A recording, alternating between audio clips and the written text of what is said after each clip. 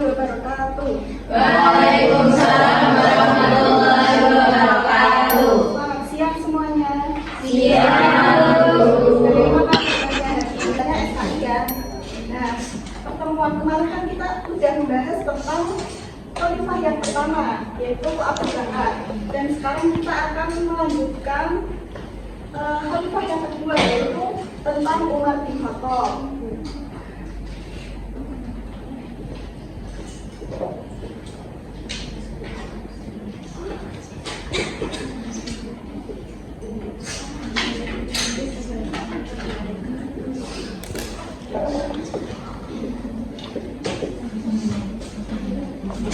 Nisa, bisa. Coba teman-teman di sini udah ada yang pernah dengar belum? Siapa sih Umar bin Khattab itu? Siapa? Nah, jadi tujuan dari pembelajaran tentang Umar bin Khattab ini agar kalian itu tahu siapa itu Umar bin Khattab, kemudian bagaimana saat beliau memimpin dan nilai-nilai apa saja yang bisa kita teladani. Jadi penilaian pada pembelajaran kali ini itu ibu akan menilai siapa saja yang aktif, siapa saja yang memperhatikan dengan baik, dan yang mengobrol sendiri atau akan ada nilainya masing-masing. Oke, masuk ke pembahasan yang pertama, yaitu tentang biografi Umar bin Khattab.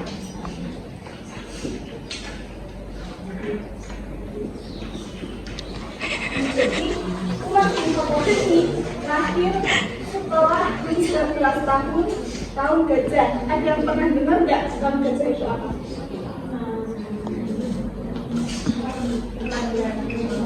Oke, pintar. Jadi tahun gajah itu tahun kelahiran Nabi Muhammad.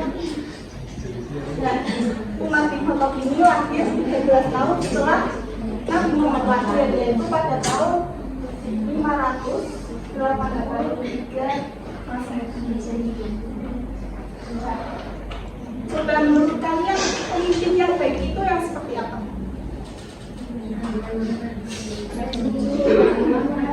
Bertanggung jawab. Nah, kita akan mempelajari bagaimana Umar bin Khattab ini memimpin umat muslim setelah kepemimpinan Abu Bakar. Nah, lanjut ke biografi. Nah, Umar bin Khattab juga memiliki gelar, yaitu Al-Faruq. Ada yang pernah dengar Al-Faruq? Artinya apa? Jadi Umar bin Khattab ini memiliki gelar Al-Faruq, dan beliau juga menjadi orang yang menemani perjuangan Nabi Muhammad, baik itu di Mekah maupun di Madinah. Nah, Umar bin Khattab ini tadinya belum Islam, teman-teman, saat beliau lahir. Beliau masuk Islam itu sekitar umur 27 tahun.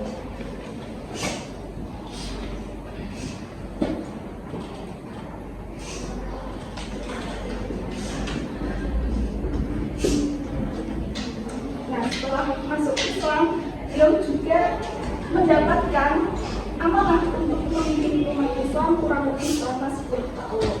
Nah, bagaimana sih ceritanya? Ada yang tahu nggak? Nah, jadi seperti ini. Nah, waktu Abu Bakar, khalifah sebelum Umar bin Khattab ini selesai memimpin, saat beliau sudah merasa dirinya itu kurang sehat, beliau ini sudah memikirkan siapa sih yang menjadi penerus dari Abu Bakar. Kemudian beliau mengumpulkan para sahabatnya dan bermusyawarah siapa yang akan menjadi penerusnya. Kemudian Abu Bakar ini mengusulkan Umar bin Khattab menjadi penerusnya karena beliau itu adalah seorang yang disegani, kemudian memiliki sifat yang tegas, adil, dan juga memiliki komitmen yang kuat terhadap umat Islam.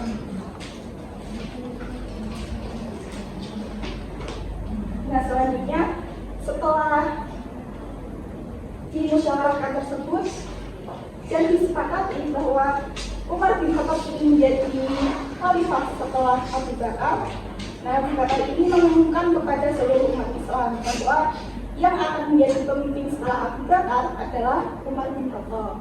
Kemudian keputusan ini pun diterima dengan baik oleh umat Islam dan beliau memimpin orang lebih selama 10 tahun. Nah, selanjutnya strategi apa saja sih dan kebijakan-kebijakan yang dilakukan Umar bin Khattab selama beliau memimpin? Ada yang tahu? Belum. Oke, bisa diperhatikan dengan baik ya.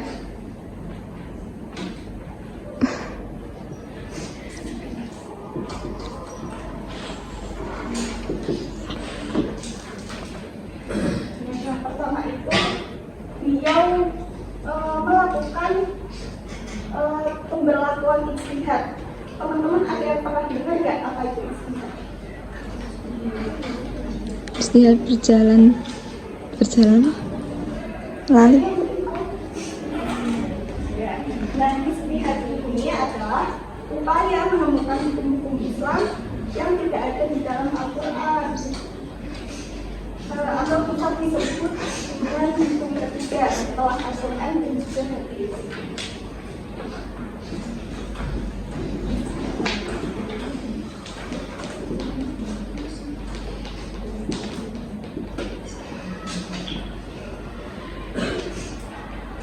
Nah, di dalam pemberlakuan ijtihad ini, Umar bin Khattab melakukan 3 ijtihad pada masanya.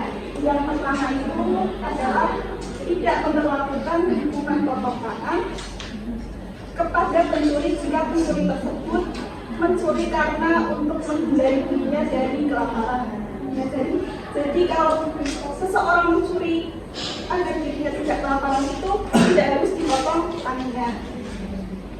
Selanjutnya yang kedua yaitu tidak mewajibkan kepada orang mu'alaf atau orang yang baru masuk Islam untuk membayar zakat.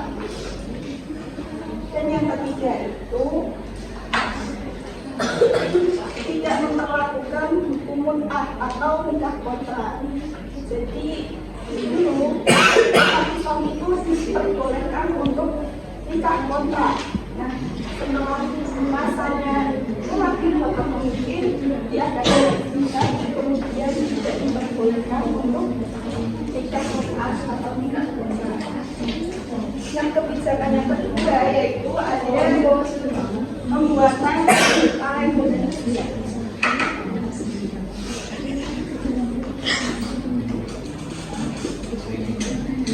seru nih bawa duduk. Jadi dapat kita simpulkan dari pembelajaran kali ini bahwa Umar bin Khattab ini memiliki sifat yang tegas dan juga adil, dan beliau ini sangat memikirkan kesejahteraan umatnya. Oke, dari sini ada yang ingin ditanyakan? Ada. Oke, untuk tugas selanjutnya, tugas di rumah kalian bisa menuliskan 20 sifat kebaikan yang kalian lakukan jika kalian menjadi seorang pemimpin. Bisa dialami? Bisa dong.